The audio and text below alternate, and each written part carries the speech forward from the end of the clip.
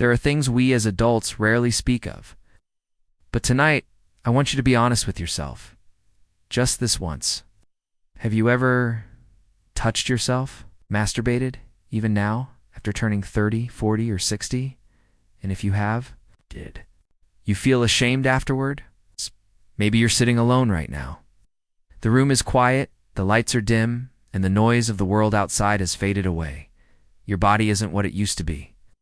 But the feelings, desire, longing are still very much alive. And in that silent moment, you reach for yourself, not out of lust, but because it's the only way you still feel alive. And once it's over, what remains? Relief. Or a hollow kind of sadness, like you just did something wrong. I know that feeling because I've lived it. I want you to know something. You are not alone. We grew up being told that masturbation was dirty, that it was shameful, weak, even sinful. Only perverts do that. Real men don't need to do that. Women who touch themselves are disgusting. These words didn't just make us feel embarrassed, they taught us to be ashamed of our own bodies, of our needs. I still remember the first time my mother caught me. She didn't yell. She didn't even speak. She just stood in the doorway, her eyes cold, with quiet disappointment. That look, it stung deeper than any slap. And from that moment on, I didn't dare touch myself. For years. And when I did, I hated myself afterward. I felt dirty, broken, like I had failed to be strong, to be pure. I carried that shame into adulthood like a second skin because somehow masturbation wasn't just something physical anymore. It became a sign of emotional loneliness, of needing something I couldn't get from anyone else. And I began to wonder, do people who still masturbate as adults do it because no one touches them anymore? Because they haven't been loved, embraced, or desired in years? I know that sounds harsh, but it's a real thought I've had. Maybe you have too. Because so many of us were raised to believe that if we needed to give ourselves pleasure, we were somehow failing at life. At Love. Where did that idea come from? Maybe from all the things our parents said, those words that stuck to our skin like invisible bruises. I still remember my father saying, "They can't control themselves." And from then on, I hid. I buried the most human part of myself because I didn't want to be seen as unworthy.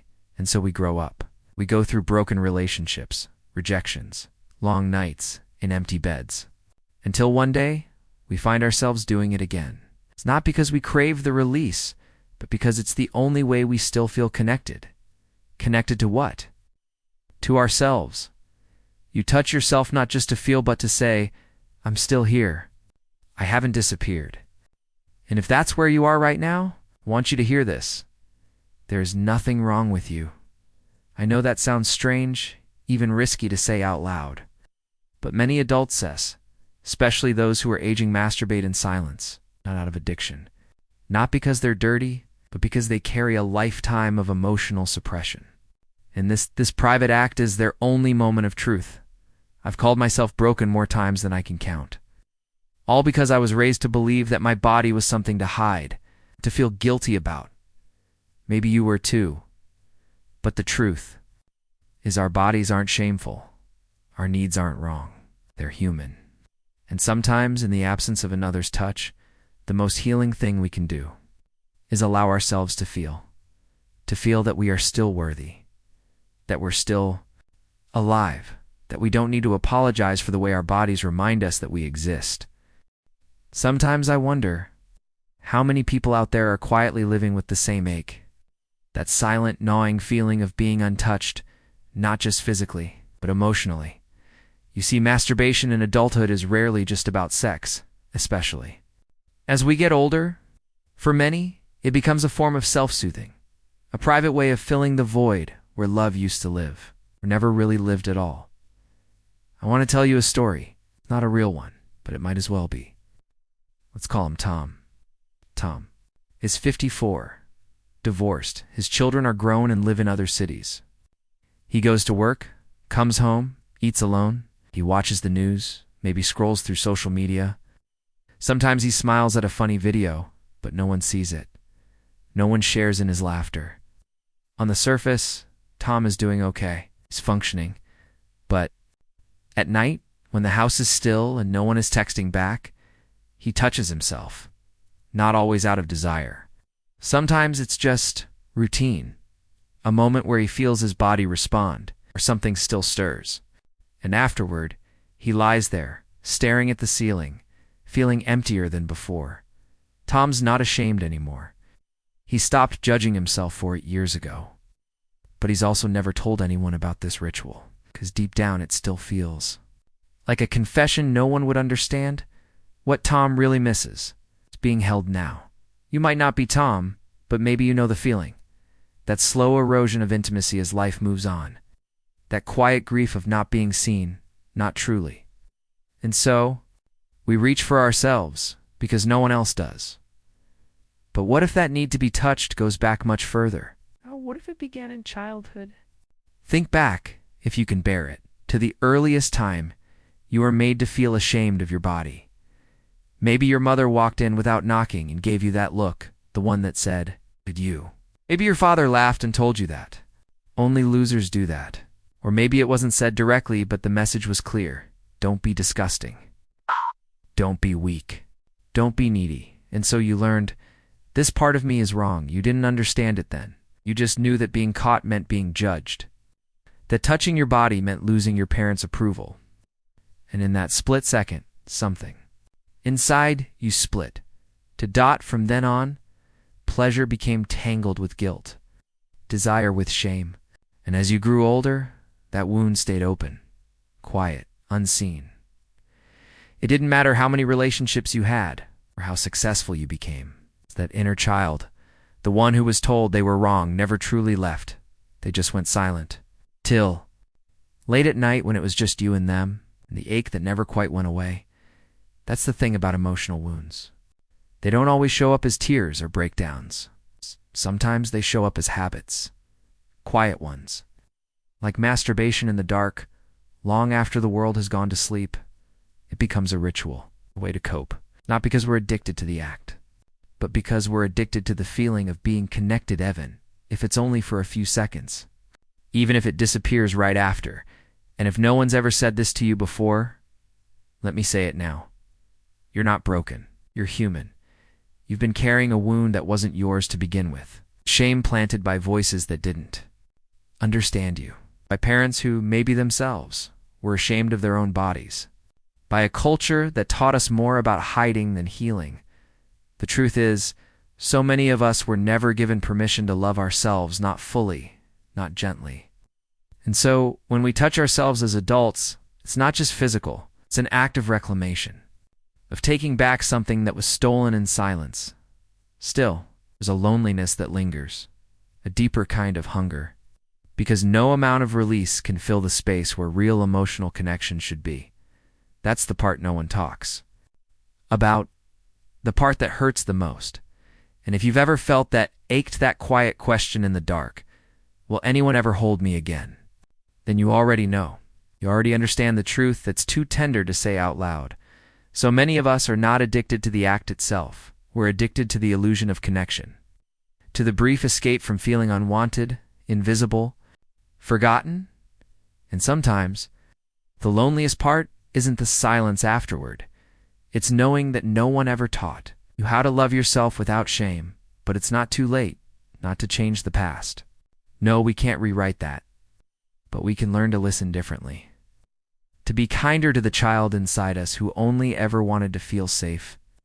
Even in their own body, you don't need to punish yourself for how. If you've coped, you've survived, and that's more than enough for tonight. There comes a point when you stop asking if what you're doing is right or wrong, and instead, you start asking, what pain am I carrying that still hasn't been heard? Because shame doesn't live in the act itself. It lives in the silence that surrounds it.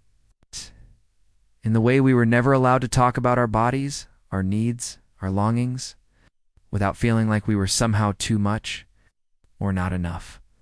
But tonight, just for these few minutes, I want you to imagine something. Not a perfect future, not a magical fix. Just a quiet moment where you turn toward yourself and say, I forgive you for how you've survived. That's where healing begins. Because this thing we do behind closed doors isn't just about the body. It's about the soul. It's about the longing to feel held, not just by another, but by ourselves, you see? When we were children, we were never taught to sit with our discomfort. We were told to hide it, to tuck it away. And so we grew into adults who knew how to perform strength, but not how to hold softness. We learned how to control, how to appear fine, but not how to grieve the touch we never received. Not how to cradle the hunger we were told was shameful. But what if no one ever meant to hurt us? Maybe your mother couldn't talk about these things because no one talked to her. Maybe your father repeated what he was told when he was just a boy. Don't be weak. Real men don't do that. And so the cycle continued. They didn't know how to hold their own wounds, let alone ours. And when I say you can begin healing now, I don't mean overnight. I don't mean erasing the patterns. I mean noticing. Noticing when you feel shame rise like a wave. It's noticing when you finish and immediately hear that cruel inner voice whisper, "You're disgusting." And instead of agreeing, you pause, you breathe, and maybe, just maybe, you say, "No, I am not disgusting. I am human. I am trying." That small moment of self-kindness, it's everything.